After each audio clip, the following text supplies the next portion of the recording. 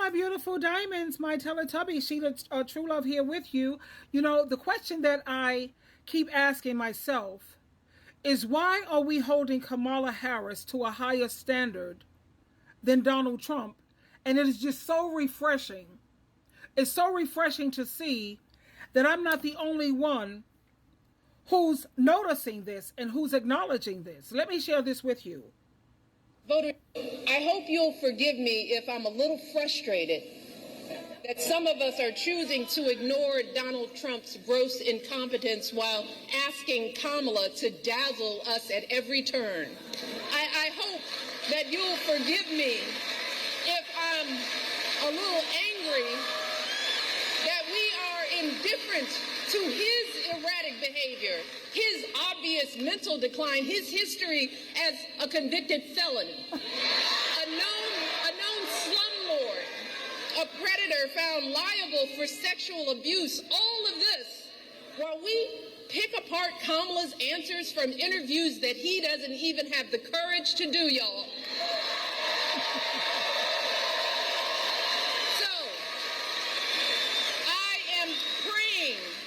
That those of us contemplating voting for Trump or not voting at all will snap out of whatever fog. I hope you'll forgive me if I'm a little frustrated. She made points. Now, this is the viewpoint of a man, a gentleman, and this is his reasoning behind why he feels that it's about time that women should run for office and win, and should be in the should be in the presidential seat. And he's making a lot of sense. Me personally, I believe that we do need a woman leader. Yeah. Even if it wasn't. I think it's kind of overdue, right? I think it's overdue because one thing about women, their motivation is family. And I think the rules, the laws, the bills that family is going to pass will be more catered to family versus what Trump will pass. Trump, from a male's perspective, our motivation is power. So the bills that we pass are always going to be something that's going to always have a conversation between two parties where a war can either break out or somebody's going to have to be set an example of to show that we have strength, right? So I think now for America specifically, and a lot of parts of the world, we need more women leaders. Yeah. And because women just naturally manage households better than men. Me personally, I believe that we do need a woman leader. Yeah. Even if it wasn't. I think it's kind of overdue, right? I think it's overdue because one thing about. Now, how much sense does that make? And let's be honest, it's something we haven't tried. And like Michelle Obama is saying that she's calling out the double standard yet again between Kamala Harris and Donald Trump. And voters have every right to question certain things and be concerned about a lot of things when it comes to Donald Trump. Voters have every right to ask hard questions of any candidate seeking office. But can someone tell me why we are once again holding Kamala to a higher standard than her opponent?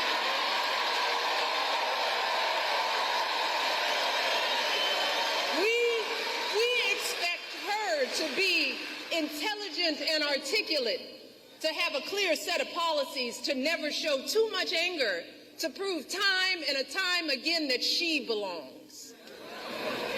But for Trump, we expect nothing at all. No understanding of policy, no ability to put together a coherent argument, no honesty, no decency, no morals. Instead, too many people are willing to write off his childish, mean-spirited antics by saying, well, Trump's just being Trump, rather than question his horrible behavior. Some folks think he's funny. So I hope you'll forgive me if I'm a little frustrated that some of us are choosing to ignore Donald Trump's gross incompetence while asking Kamala to dazzle us at every turn. I hope that you'll forgive me if I'm a little angry that we are indifferent to his erratic behavior, his obvious mental decline, his history as a convicted felon, a known slumlord, a predator found liable for sexual abuse, all of this, while we pick apart Kamala's answers from interviews that he doesn't even have the courage to do, y'all. Hello. Can we talk Joan Rivers, child? I love a powerful woman. And now we have something that's going to be important to the men. Michelle Obama's, her message to men, this is so, so important. At least take the time to listen. So to the men who love us, let me just try to paint a picture of what it will feel like if America, the wealthiest nation on earth, keeps revoking basic care from its women, and how it will affect every single woman in your life. Your girlfriend could be the one in legal jeopardy if she needs a pill from out of state or overseas, or if she has to travel across state lines because the local clinic closed up. Your wife or mother could be the ones at higher risk of dying from undiagnosed cervical cancer because they have no access to regular gynecological care. Your daughter could be the one too terrified to call the doctor if she's bleeding during an unexpected pregnancy.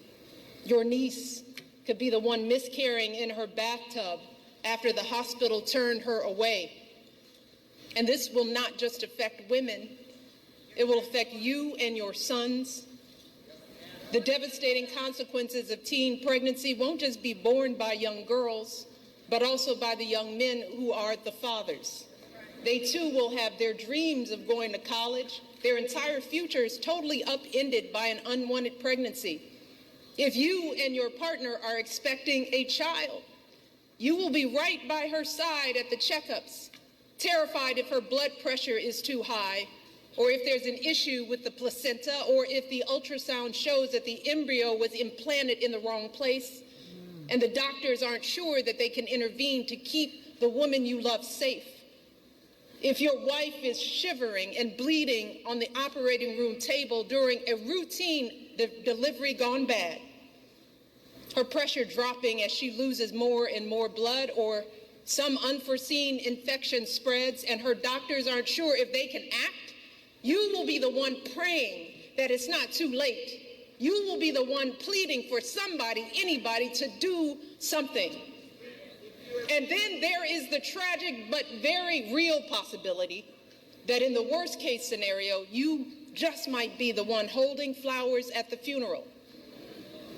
You might be the one left to raise your children alone. See, these are just some of the ways women die during childbirth. And I don't want to be a downer, y'all.